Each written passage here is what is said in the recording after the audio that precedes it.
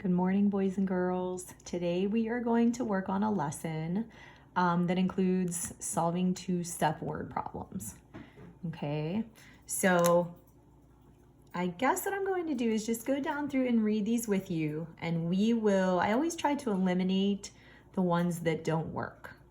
Okay, so we'll read the problem carefully, underline any key information. We can write a let statement, we can write an equation, and then we can solve the equation. Okay, so for number one, and I'll zoom in as we go.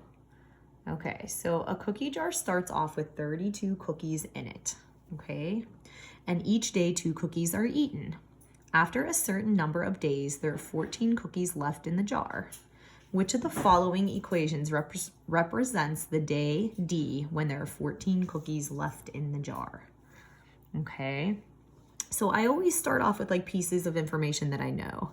Okay, we are starting off with 32 cookies and 2 are eaten.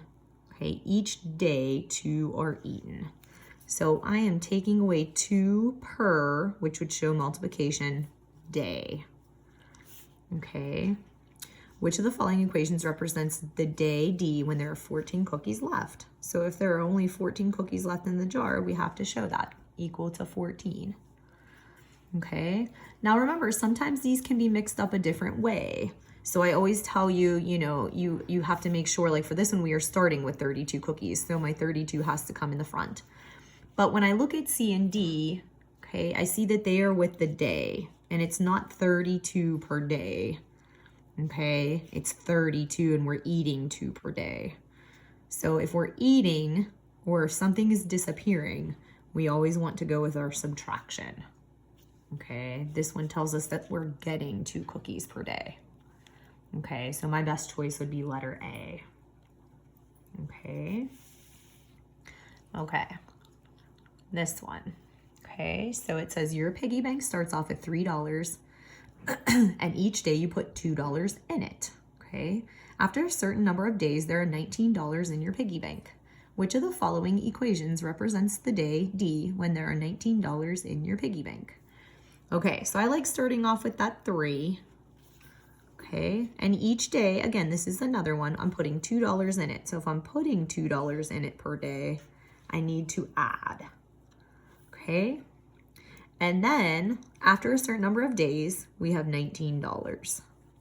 So I'm left with 19.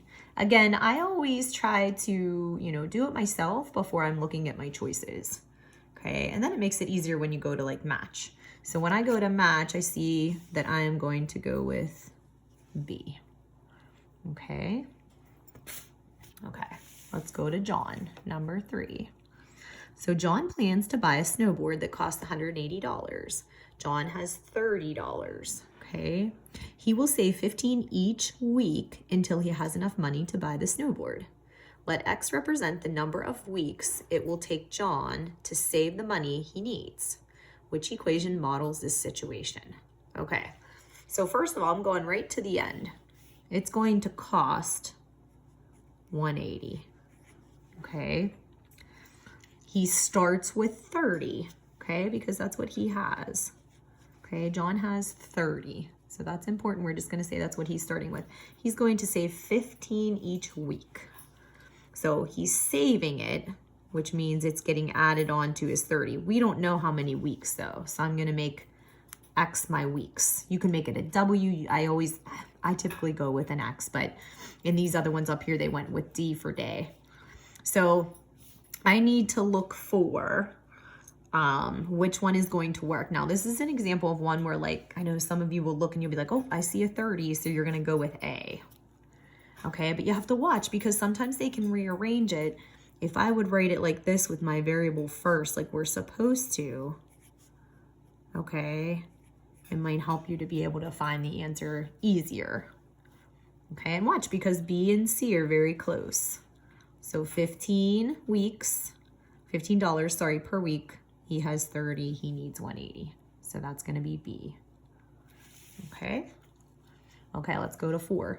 You decide to print and sell t-shirts. You invest $1,007.72 for the t-shirts and it will cost $2.45 for ink to print on each shirt.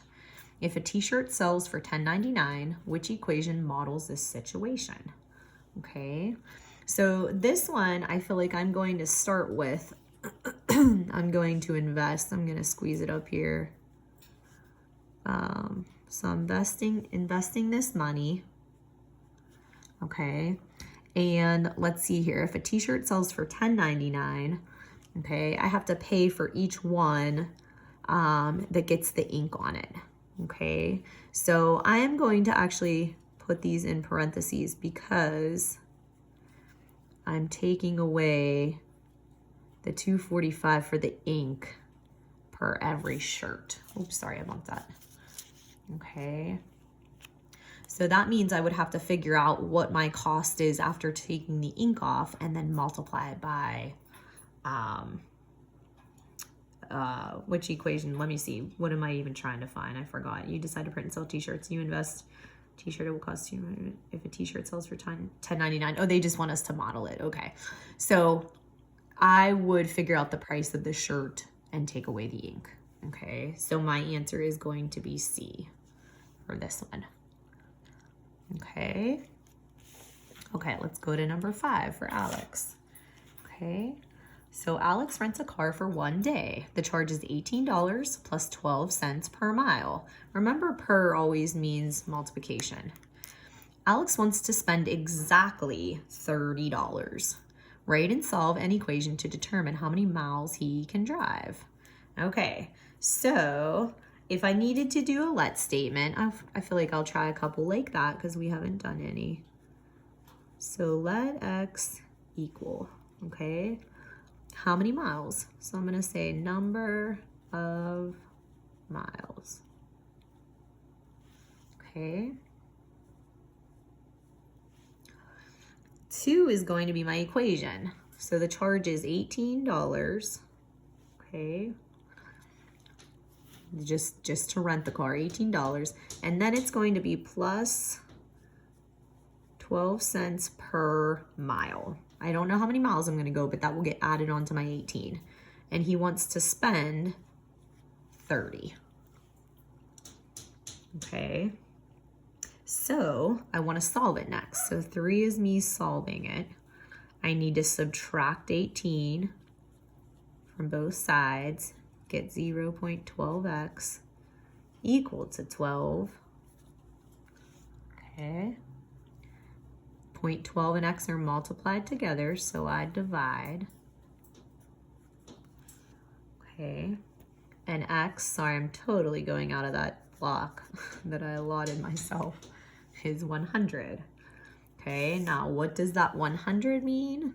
We need to write our answer.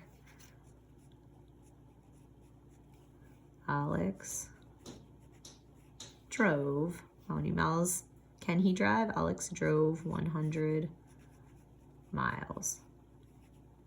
Okay, or Alex can drive 100 miles. Okay, all right, good. Okay, so let's do another let X. So before I even read it, let X. Okay, the bill, parts and labor for the repair of a car was $458. The cost of parts was $339.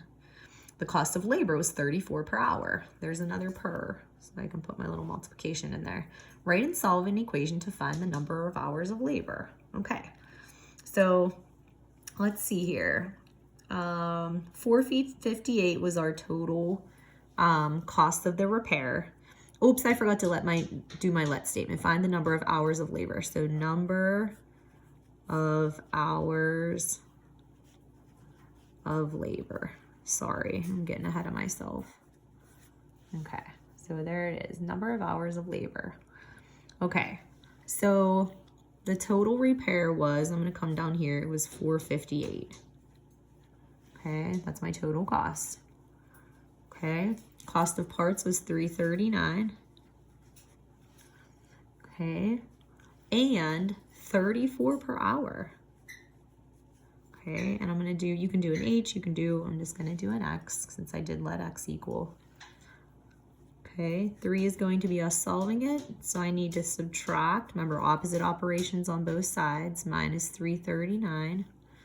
So my 34x falls down. Okay, and then over here, 458 minus 339 gives me a 119. Okay, and then divide by 34. Again, I'm way far out of the box. Sorry about that. Okay, so x, make sure I have it on there, is going to be 3.5. And that's hours of labor, okay? So we can say it will take 3.5 hours. Okay, to fix, to, well, you know, whatever, if you want to write more. But I'm just going to say it will take 3.5 hours. Okay, all right, we're going to flip. We have a couple more on the back. Okay, we're going to go to Josie. So she's number 7. Okay, Josie bought 4 cases of sports drinks for an upcoming meet. After talking to her coach, she bought 3 more cases and spent an additional $6.95 on other items. Her receipts totaled $74.15. Write and solve an equation to determine how much each case of sports drinks cost. Okay. So let x equal, okay, amount, where I'm going to put a $sign of each case. Okay. Okay. So she bought 4 cases. So 4 cases. We don't know the number or the cost of each case, so we're going to multiply 4 of them times the amount. Okay, and then after talking to her coach, she bought 3 more. We don't know the price, so 3x. And then she spent an additional $6.95. So that needs to get added in too. And our total was, let my 7 out, $74.15. Okay, step 3 is to solve it. So we know how to do like terms here. So 7x plus $6.95 equals $74.15. Okay, subtract your $6.95 from that total. Okay, and then I'm going to pull my 7x down, equal to, over here, $67.20. Okay, I'm really running out of room. I need to divide by 7. So I'm going to show that real small. Okay, and 4 is, well, this would be my, I'm going to put my answer over here. Sorry guys, I'm really running out of room there. 9.6, which is really $9.60. Don't forget your 0 on the end. So each case costs $9.60. Okay. Okay, good. Okay, let's go to Kendra. Kendra is buying bottled water for a class trip. She has 16 bottles left over from the last trip. She buys bottles by the case to get a good price. Each case holds 24 bottles. Write and solve an equation to determine how many cases will she have to buy if she wants to have a total of 160 bottles of water. Okay, I'm going to try and write smaller for this one. So let x equal, okay, number of cases. I'll just say she has to buy. Okay. All right. So let's get our equation going. Okay. So she already has 16 bottles. So I'm going to start with that 16. They're left over from the last trip. Okay. So each case holds 24 bottles. Okay. Each case. So 24x equals 160. She wants to have a total of 160. Okay.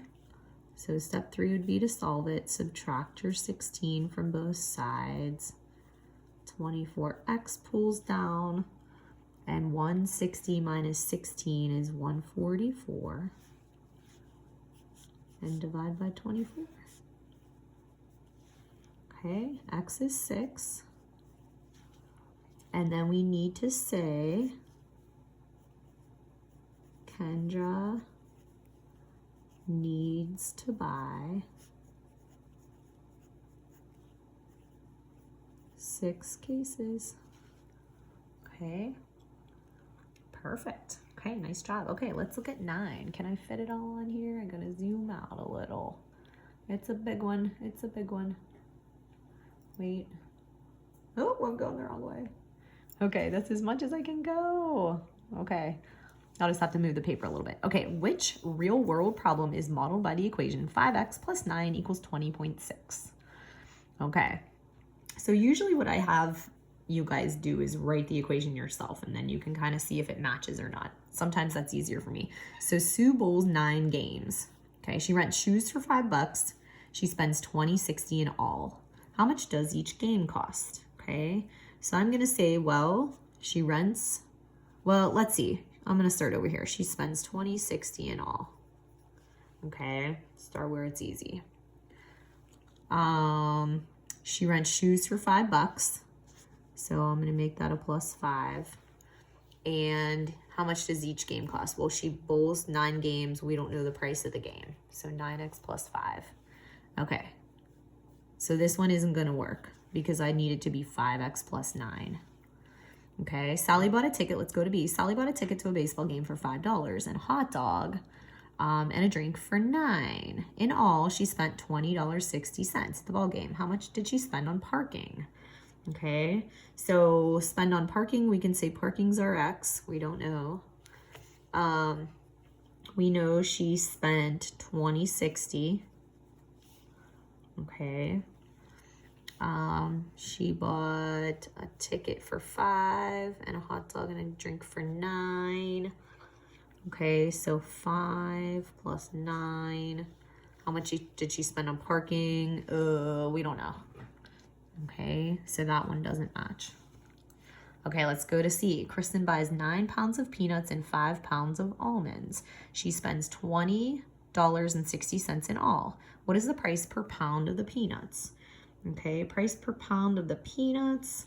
Let's see, 9 pounds of peanuts, 5 pounds of almonds. She spends $20.60 in all. This one isn't gonna work. We would still have our $20.60 here. But she buys 9 pounds of peanuts and 5 pounds of almonds. What is the price per pound of peanuts? Okay, so we really don't know. So this one I can't figure out how to make it say 5x plus 9. So I'm gonna exit. Okay, and then I'm hoping my last one will work. Okay, Nicole runs the same number of miles every weekday. On Saturdays, she runs 9 miles and she does not run on Sundays. In 1 week, she runs 20.6 miles. How much does she run each weekday? Okay, so there's my 20.60. Okay, weekday, Monday, Tuesday, Wednesday, Thursday, Friday. So that's 5. Okay, so that would be the weekday of 5. How much does she run? We don't know, but on Saturday, she runs 9. Okay, does everybody see how it matches? Okay, so like I said, it is easier if you actually go down through and do them on your own and then find a match. Okay, all right, we're almost done. Hang tight. Okay, so let's look at 10. The perimeter is 12 feet. Write and solve an equation to find the value of x. Okay, so the perimeter, that means the distance around this guy is 12. So 3 plus 4 plus x equals 12. Okay, and then I want to solve it. Remember, we know how to do this. We can do circles and squares if we needed to. So these two over here get joined together. 7 plus x equals 12, because 3 plus 4 is 7. Minus 7 if you need to draw your wall, minus 7. Okay, x is 5. Okay, so I can say this piece right here is a 5 feet because I just solved for my equation. Okay, all right, let's go to this perimeter one with a rectangle. Okay, so the perimeter is 30. Write and solve an equation. So we know this one over here has to be x minus 1 And this one here has to be 3x. I guess I could zoom in a little bit. Okay. So I want to combine all of my x's. I'm going to put 1s in front of them too. Okay, so 3x plus 3x plus 1x plus 1x. 3, 4, 5, 6, 7, 8. So I have 8x. And then I'm going to circle. Minus 1 gives me a -2. And is always my equals 30. Okay, so now I want to add 2 to both sides. 8x equals 32. Divide by 8. And x is 4. Okay, now we're going to use 11 to help us with 11, B, and C. Okay, use the formula P equals 2L plus 2W to find the value of x. Okay, so I want to plug in here my, let's see, 30 I guess I could start with. So we're gonna start with our 30. And then this length is a 3x, if you can see it. Oh, you can't see what I'm writing. Wait, zoom out, Mrs. Blaze, zoom out, sorry. Okay, so 2 times the length plus 2 times the width, okay, in order to find the perimeter. So 2 stays there. My length is 3x. Plus 2 stays there. And my width is x minus 1. Okay, so all I did was plug it in there. So now 2 times 3x will give me 6x. And if I distribute this, plus 2x minus 2. Okay, equals my 30. Combine like terms. Remember, when they're on the same side, they can go together. So 8x minus 2 equals 30. Okay, add 2 to both sides. 32 equals 8x. Divide by 8. Oh, need my paper today. I'm totally out of the box all day. What is x going to give us? You're right, 4. Okay. And it should, because we already figured that out over here. Okay, they will match. We just plugged it into that formula. Okay, now what are the dimensions of the rectangle? That means like, you know, if this had a label, say this was like inches, and this was inches, and this was inches, and I can say, well, how many inches, you know, are those pieces of the rectangle? Well, you could figure it out because you know that x is 4. So up here, it's 3, take your x out, times 4. So it's a 12. This piece right here is a 12. And then I could say, well, what's this piece? It's an x minus 1. So x is 4 minus 1 is a 3. So I could say my dimensions are 12 by 3. Okay, if it were feet, if it were inches, if it were meters, 12 meters by 3 meters, length by width. Okay, okay. So that, my friends, is all I have for today. Okay, and I will see you guys next lesson. Okay, all right, bye. Have a great day.